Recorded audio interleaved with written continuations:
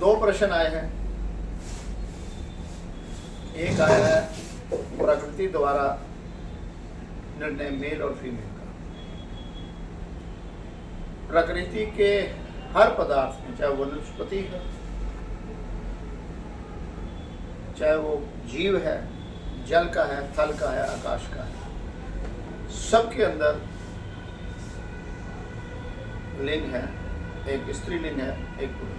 इनके मेल से ही एक नया जीव प्राणी होता है। और प्राकृतिक नियम के अंदर जो बीज है, उसी बीज के आधार पर ही वही चीज आएगी। दूसरे बीज, जो बीज के गुण हैं, दूसरे में बदल नहीं सकते। इसलिए मानव के अंदर जब बीज है, जिसे हम वीर्य कहते हैं, स्त्री धरती है, वो स्वीकार करती है, पुरुष देता है। तो देने वाले और लेने वाले का जब समन्वय होता है तो वो जीव आता है। और ये जीव जो है एक संयोग से सेम आता है और फिर एक दूसरे के प्रति अट्रैक्शन का जो कारण बना है। प्राकृतिक नियम के अनुसार मानव ने सबसे पहले श्वास लिया और उसके बाद उसने स्पर्श का आधार करा। उसलिए स्पर्श की भी उसके मां की ममता मिली। और फिर उसने जब कहा कि अब उसके शरीर ने कि अब भूख लगी है, तो सर्वप्रथम उसने उस महिला के, जिसको हमने मां का भेजा, उसके जिस अंग से अपना पहला आहार लिया था, वो उसके भीतर अंकित हो जाता है।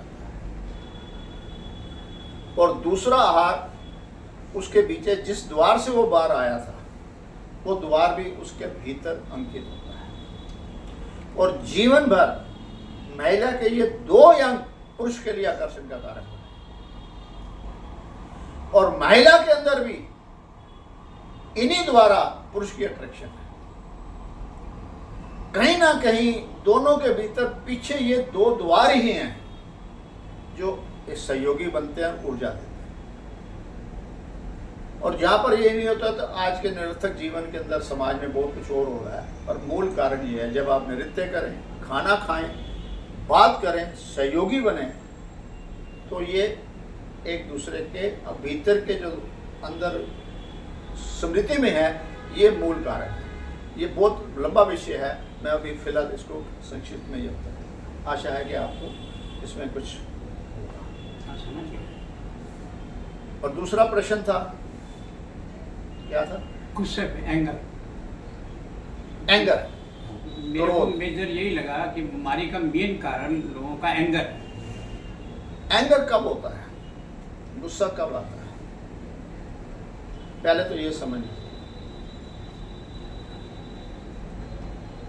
गुस्सा एक बहुत बड़ी टूल है मानव का, जिसको हमारे शास्त्रों ने कहा है कि काम, क्रोध, लोभ, मोह, अहंकार ये दोषी हैं, नहीं है। ये मानव की बहुत बड़ी ताकत है। काम से मैं आया हूं, काम के द्वारा मैं किसे ला सकता हूं, उसकी उपयोगिता कब और कैसे करनी है, ये मेरे ऊपर संयम होना चाहिए। मैं संयम नहीं होता या सीमित से बाहर आता हूं, तो ये कारण बनते हैं। इसलिए पहले तो विचार हमें बोलना है, ये मोह अगर मेरा न हो तो सहयोग और आपसी प्यार नहीं हो सकता। लोभ नहीं हो तो हम तरक्की ना करते। मगर हर पीछे में सजगता चाहिए। क्रोध भी बहुत बड़ी टूल है। क्रोध दर्शाने का है, अपनाने का नहीं है। क्रोध हम अगर आपको नहीं दर्शाएंगे तो आप संयम में या कंट्रोल में नहीं आ सकते। बच्चों को भी क्रोध है। क्रोधी बनना गलत है। क्रोध और अपनाने की, दर्शाने की चीज है, क्रोधी अपना लेते हैं। तो क्रोधी हम कब बनते हैं, जब सामने वाला मेरी बात को नहीं मानता या मुझसे उससे जो उम्मीद थी वो पूरी नहीं होती। तो मैं संयम उससे अपने आप से सवाल करूं कि मुझे क्रोध करना है या मैं क्रोधी बन गया, क्रोध आ गया है। क्रोधी बनने से तो, क्रोध करने से तो मेरे संयम है, मैं उसका मालिक। क्रोधी होने से मैं मालिक, तो उसके बाद अगर हम संयम करेंगे तो जैसे अभी बताया प्रतिस्पर्धा की जरूरत नहीं, मैंने अपनी बात उसे कही, वो भी अपना स्वामी है, मानना ना मानना उसके ऊपर है। तो अगर ये विचार मेरे में आएंगे तो मैं क्रोध से भी बच जाऊंगा। धन्यवाद। फोन कर रही है।